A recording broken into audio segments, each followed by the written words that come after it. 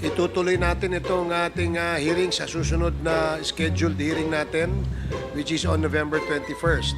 So, Malayo masyado yun, sir. Bukas siguro. Mr. Chair. I cannot wait. I really cannot wait. Kumakatin na yung paa ko pati kamay ko. I cannot wait. Mr. President, gusto po namin kayo makapagpahinga. Ayoko rin, sir. Total, sabay naman tayo. Kung babagsak ka dyan, babagsak rin ako. Medyo Gusto matagal pa ko- po tayo bumagsak dito, Mr. President. So, Tsaka- anyway, Maaka pa, sir. ito ang ano natin, siguro, unless there is a motion from any of my colleagues here and my co-chairs, Mr. if Chair. you want to continue. I object. Can I speak? Okay, Congressman Abante, you're recognized. Ako po yung nakikiusap sa ating presidente. Ayos, sir. Pag ikaw nakikiusap ko rin, sir. Pag nire-respeto ko yung tao, sir. Mapahinga na po kayo. Please. Sir, pag sinabi mo, Kasi sense ko po, nagmumura na kayo. Kaya kailangan magpahinga na kayo. thank you. I will follow what you say. Salamat po. Pag Thank you very wala much. akong respeto sa iyo,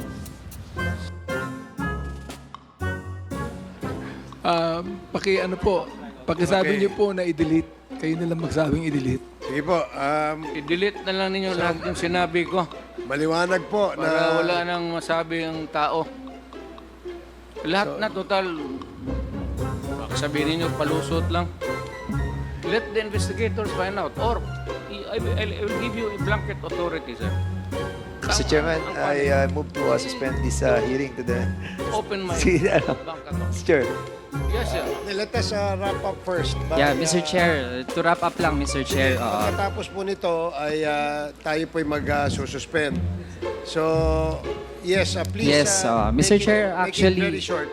Yes, actually, Mr. Chair, marami pa akong mga tanong. Tapos, sabi nga rin naman po kanina, pwedeng hanggang 2 a.m., 5 a.m. tayo. Bakit ba yung kamay mo Actually, sa Mr. sasayaw? Chair, ako, kaya din naman natin yan. Lalo na nung mga budget hearing, araw-araw ganun yung mode natin. Kaso lang, Mr. Chair, based sa sitwasyon po ng ating resource person, kahit na actually ay bibigyan ko rin naman siya ng panahon para makapagsalita. Gusto ko lang na ma-establish muna yung mga punto natin through our questions sa ibang mga resource person. Kasi po, hindi lang naman po ang dating Pangulo ang ating resource person, pero parang siya po nagsasayaw yung kasi kamay yung mo. nagmamadali, Mr. Chair. At tingin po natin